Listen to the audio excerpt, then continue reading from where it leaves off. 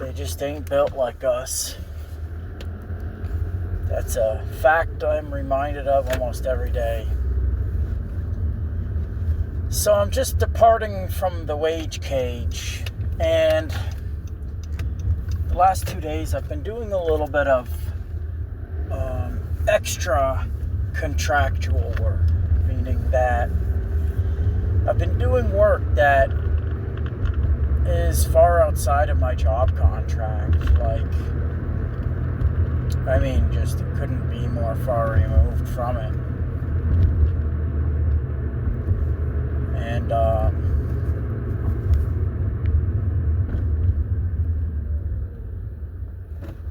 yeah, there's my coworker walking there. I was almost gonna give her a ride. I offered it to her yesterday,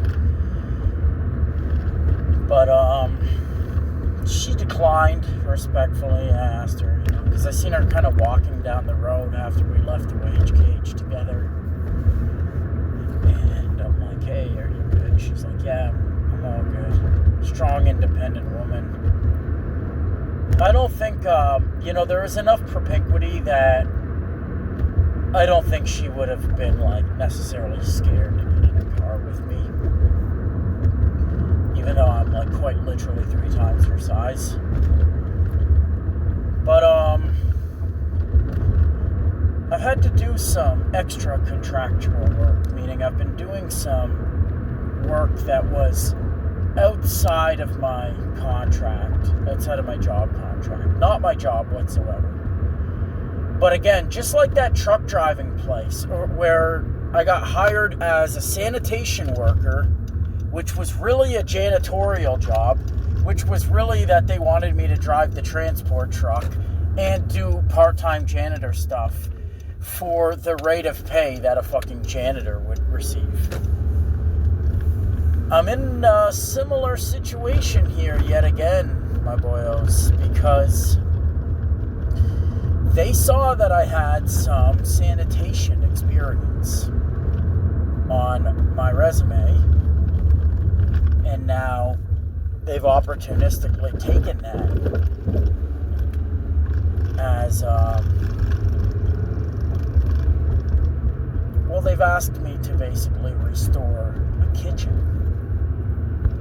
A kitchen that was abandoned in complete disarray during COVID, during the lockdowns. This place went out of business, and the kitchen was a hellish nightmare. You're talking, she's like Hell's Kitchen, whatever, kitchen nightmares, Gordon Ramsay slop. And he goes in, he's like, "Oh, what is this? There's a fucking bug back here." That's nothing. That's all staged. That's all TV. Real kitchen nightmares are closer to A&E's Hoarders. Alright, so that's what I'm in there. This girl and I are in this kitchen together, all alone all day. And we're cleaning this kitchen. And you're talking just years worth of caked on grease, scraping it off stainless steel whilst trying not to scratch the steel, because if you abrade the surface too much, then you damage it, and it's even harder to clean in the future. It collects a lot more bacteria, and it's just a nightmare. You're down, you're dripping sweat. I'm covered up to my arms. I have a rash now on my wrist. I can see all the red dots, and it's itching like crazy. I walked through poison ivy, and that's just from having grease and different chemicals. I've been using chemicals, and it's running down my arms. One of those jobs that you're just there's worse things than death type deals. And I'm with this girl all day, and she's, I know this might shock some of my listeners, but she wasn't exactly pulling her weight, labor-wise. Now, at the very least, she's cognizant of this fact. She seemed to be, she remarked a couple of times, "Hey, you're doing all the heavy lifting, what can I sent her for a coffee at one point. She's back from school. I guess they have like a reading week, or it's kind of like a fall break or whatever. She wanted to make a little bit of money, and she's cute, you know. She's not like conventionally beautiful, but she's sort of my type, like very petite, very introverted. She's very racially ambiguous, like completely racially ambiguous. I can't, gun to my head, I couldn't tell you whether she's Middle Eastern, whether she's a Jeep, whether she's South American, whether she's even Mediterranean, possibly. She might just be like Italian. Very racially ambiguous. Real Kalergi case. And, you know, my boss was like blazing her. I've met her a few times. She works as a cleaner, and I've met her a couple of times. And the boss was just glazing her, right? Before I seen her work, he's like, oh, she's so thorough. She's not like the guys, you know. I find with women, when it comes to cleaning, they're just, no offense, you know, not to be sexist, but they're just so much more thorough than the men. And she's the best, right? Right away, I pull this fucking deep fryer out that has not been touched since 2021. Pull this thing out. The entirety of this fucker is just utterly caked in glue. Stinky, sticky, like pine tar. It's literally just coated in pine tar. And so I'm just pure trial and error. Like, how am I going to get this shit off? There's no point even using gloves, because you'll just gummy them up in 2 seconds. And yeah, I'm like, okay, I'm putting on a fucking Terrence McKenna podcast for this. Like we're going for it, baby. I need something to like take my mind off what I'm about to be doing for the next 9 hours, because I'm just going to have to grit my teeth and bear this. So I'm going at it basically with like a plastic razor blade, just going at it, just fucking bucket of fucking vinegar, frying my sinuses, and fucking just the word vinegar almost makes me start hacking up a lung. And she's got a steam cleaner, and she's standing there, and this thing ain't taking up dick all. It's not taking off bunk. Like, I would be quicker just using my fingernail or a coin. She's standing there just kind of spraying away, you know. Women, yeah, they're more thorough cleaners when it comes to like changing bed sheets or cleaning a toilet. But this isn't cleaning. This isn't housekeeping. This is not a maid service. This is heavy duty commercial sanitation gig work, right? So I'm down on one knee on this hard tile floor. There's fucking, the whole thing just looks like wet clay. I'm covered in muck. My shoes are ruined. My fucking shirt is ruined within the first 2 minutes. I got my fucking wife beater tied up around my head like a bandana, like some fucking like Liu Kang. And I'm just going for broke. And she's, you know, you can tell she really didn't want to get dirty. But I'm like, in a job like this, there's a direct 1-to-1 correlation between how dirty you're getting and how hard you're working. Like, that's just the fucking way she goes, bubs. So it's like, she's like, yeah, you know, I left my beater shoes at school. And the thing is, though, I've realized, like, even when in my last, not the last one, but the one before the last, the back rooms that I recorded with Sigma, I was telling a story about a recent fucking job I had to do for a guy where I had to move the entirety of a gym, like all of the equipment, into a storage locker, into a fucking U-Haul. And These guys were Italian for the most part. And they just don't have the work ethics that Protestant Anglo-Saxons do. Nobody on this planet has the work ethic like me. And that was sine qua non to building the West. Like, yeah, you had great Italian thinkers, great artisans, great crafters and sculptors and theologians, etc. But you don't have that just kind of, that true grit that came from just like the wayward expansion and industrialization. And these people that'll just say, I look at some of these jobs, I don't know, like most of you guys are NEETs and a lot of you are so young that you've probably not even been in the labor market, or you're just getting a taste of it now.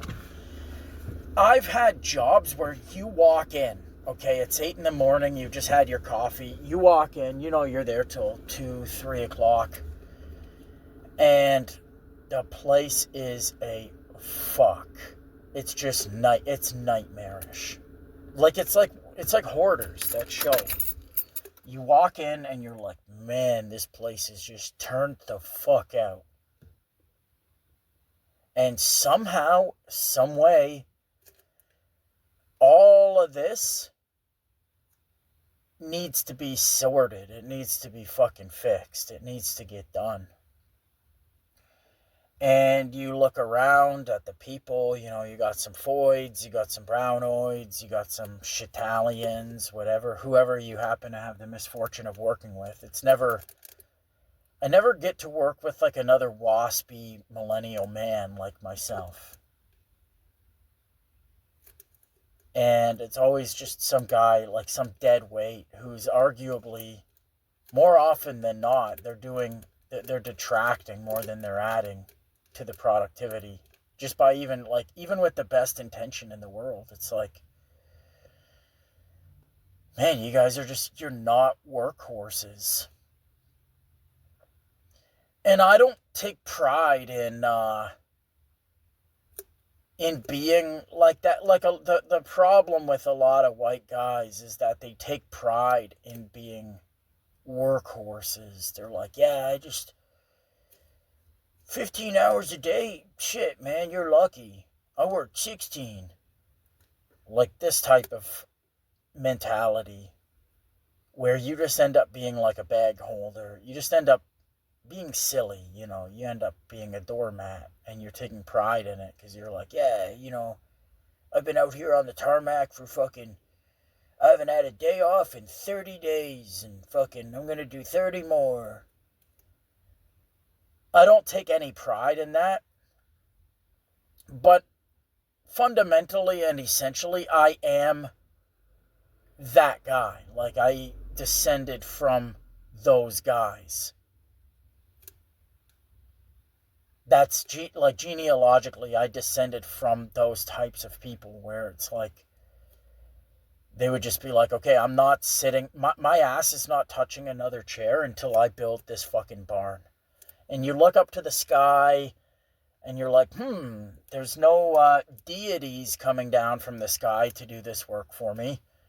You look at, you know, your useless old lady, or you look at your useless friends, your useless coworkers, and you're like, yeah, they're certainly not going to do anything. All right, I guess it's all on me. It's always all on me.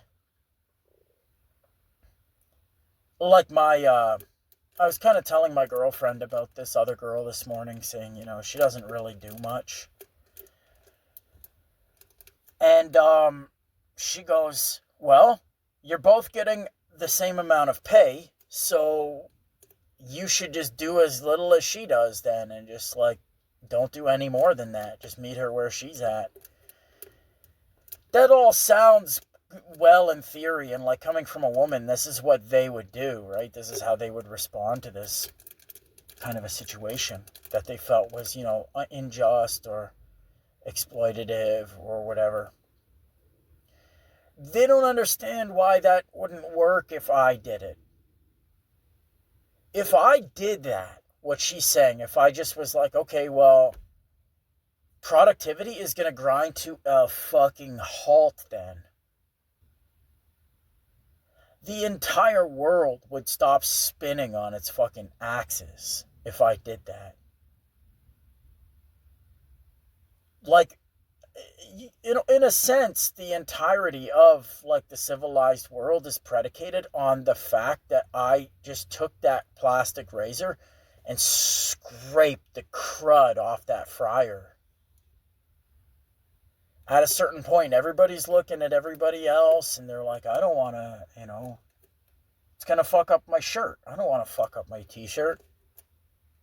I don't want to fuck up my socks. And then I just go, all right, give me the thing. And that's it. I look like, when I come out of work, I look like my shirt's soaking wet. My face is just covered in fucking black. Like my nails are all messed up. And it's like, if I were to just stop that because somebody else was like behaving irreciprocally, it would never get done. Because like, you're playing chicken with somebody that you know is not going to flinch. They're not going to jump out of the way. They're not bluffing.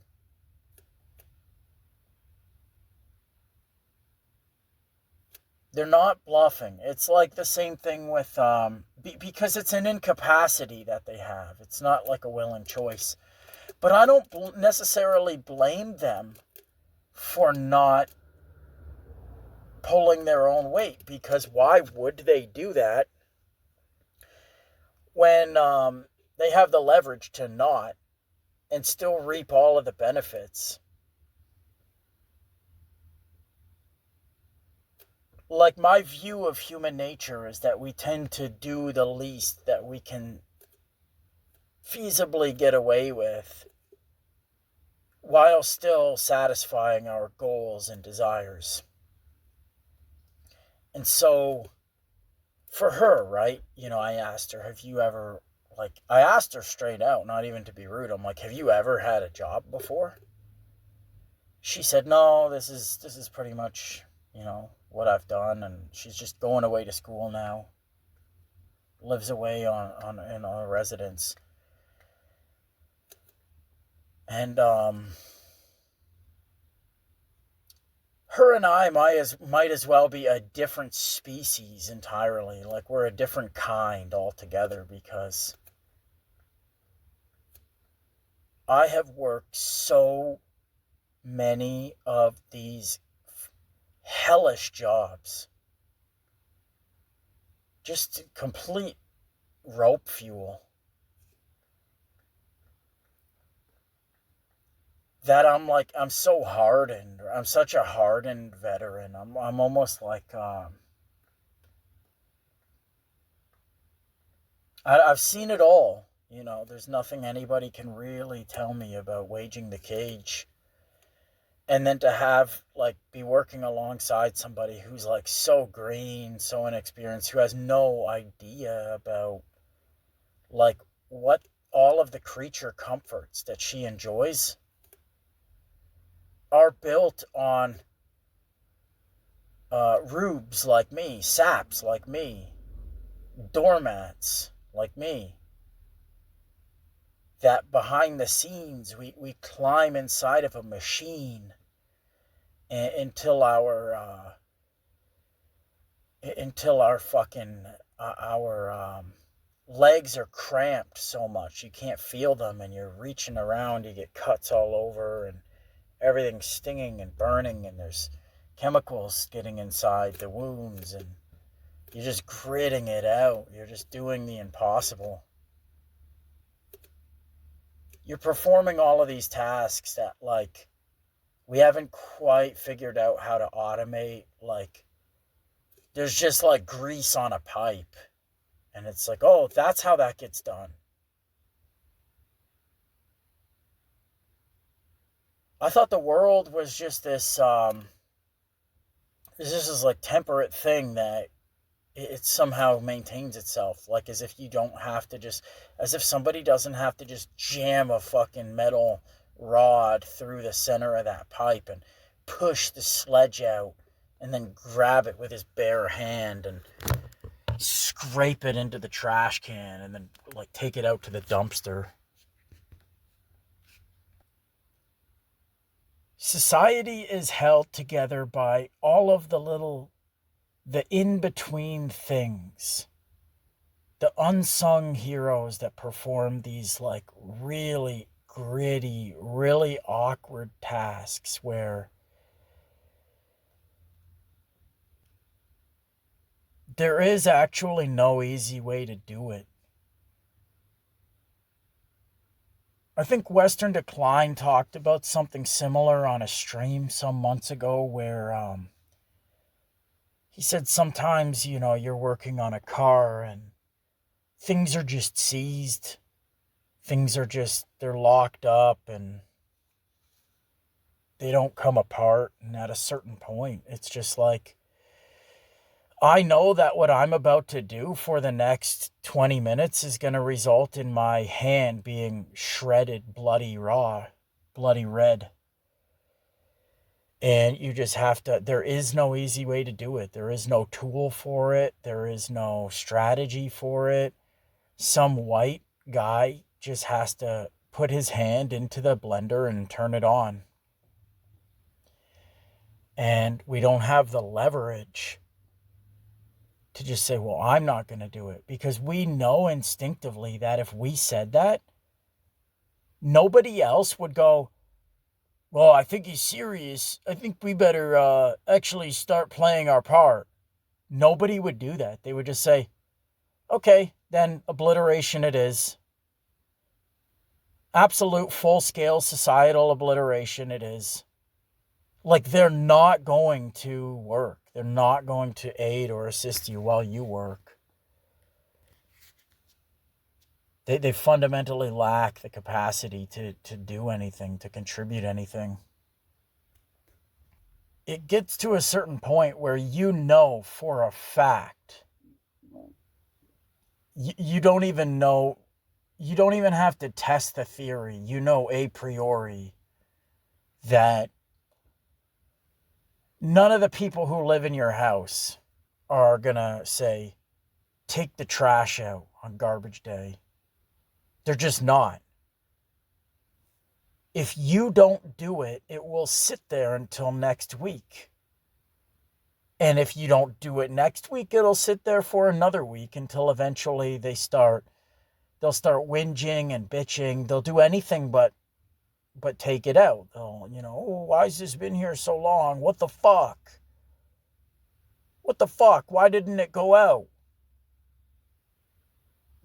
Like they've taken everything you do for granted so much that they don't even perceive these things exist until it's like literally they're tripping over it. It's under their feet and they're tripping on it and they're like, what the fuck is this? This never happened before. Wait, the garbage has to be taken out? I never even thought about it. It was just always, I always just lifted the lid and there was a clean bag and then I put my shit in there. Now imagine that at scale. Imagine that at like the scale of a country of like 40 million people or something like that. Where you're the only person that's pulling any kind of weight and everybody else has this like naive entitlement where it's like, imagine I tried to do what my girlfriend suggested and just drag my heels like to the extent that the person I was working with did. This boss is going to come in and and I don't want to besmirch him. I have a good boss, all things considered. Like, compared to some of the fucking units that I've had to work for in the past few years, this guy's like, I won't say he's like salt of the earth. I've definitely seen some things I didn't like, but at the same time, like, compared to them, man, he's like on a whole nother level. But at the end of the day, if he comes in at the end of 8 hours and there's just no progress has been made, or we've only cleaned like 2%, maybe I wiped down a microwave. Who do you think that's going to fall on? The girl that just like back for a week from school and wanted a couple hours to make a few dollars so she can fucking have a little spending spree on Amazon? Or the guy who's like basically almost fucking middle-aged and is white and a man and who has a family to support? Like, people know about what you're willing to do based on the predicament, the situation, the leverage that you possess. And it's not that women are like inherently lazy. It's just that they have the leverage to be so. And you almost can't even fault them at a personal level or at the individual level for like taking full advantage of that. Like, let's say I just had some special thing where people wiped my ass all day for me and walked around, shining my shoes. You can't really then get mad that I don't wipe my own ass or that I don't shine my own shoes. I mean, I have all these people doing it for me. But then you have the impotence of the pushback where these like manospherians will say, well, just don't do it for her, bro. Just don't do anything for women. Just don't be a simp, You get these like Andrew Wilson types. The problem with that is you have to ask like a deeper question, a more fundamental question is, why are we picking up slack for them in the first place? And the answer to that question is firmly rooted in biology, and I think in anatomy, in the anatomy of the vagina and the womb, the ovaries, the reproductive system of the female. It is so much more valuable by nature than that of the males. Like Steve Hoka said, women don't need $1 million. They are $1 million. Like their undercarriage, their reproductive organs, it's worth a lot of money. And so they can almost they almost commodify themselves and form like a workers union, like the famous Taxi Driver quote. These women are just a union, cold and impersonal. What does he say? These women, they're just like a union. That's what they've done. They said, we have this inbuilt thing that gives us value, and the other sex lacks it. And so we're all going to come together and basically form like a conglomerate. And from there we can price fix the value of access to this commodity. And then we have the leverage, the bargaining power to basically make men do what we want, or to make like society do what we want.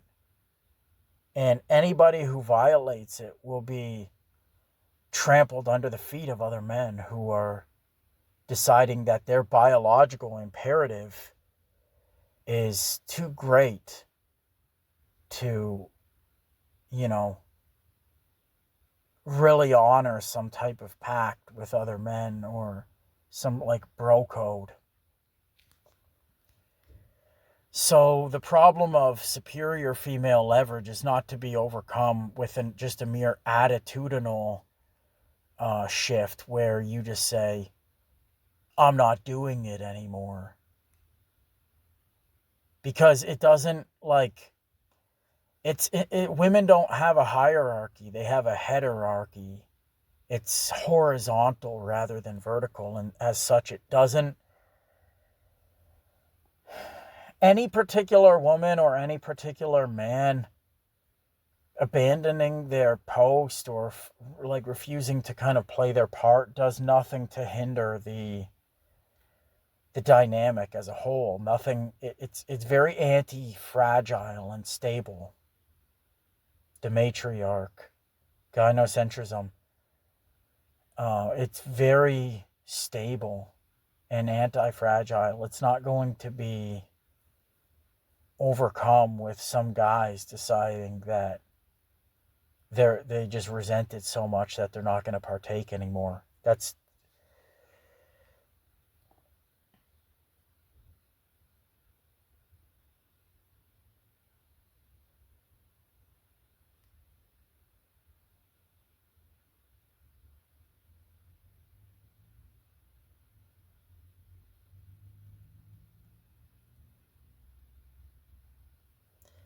This is like another reason why I never understood white nationalism. I understand ethnocentrism for certain white groups where they want like ethnic isolation and ethnic in-group preference and stuff like that. But I never understand when it's expanded to racial, because, and again, it might make sense for like a Serbo to say that or something, but as a Scots Canadian and a WASP, like, I know for a fact that Serbians and Shitalians don't work like me. I know they're just going to end up being like a scourge. They're going to end up being like an anti-productive contributor. They're going to be an anti-productive contributor. Like it's not even a knock. Like, I just know at the end of the day, they're not really like reliable people. They're going to be in the way when I'm trying to earn a living or when I'm trying to like get through the day. If you guys would see how hard I actually work, like a lot of people would be shocked and appalled. They'd be offended by how hard I work. And again, I'm not boasting. Like I almost deplore that about myself, because it's it doesn't feel good to know that you're basically supplicating to people while under duress, and they don't even know that everything they enjoy spiritually, materially, and otherwise is dependent on you doing these things that nobody wants to do, nobody's willing or capable of doing. And yet you're a perpetual bottom feeder in their eyes. You're an undercast.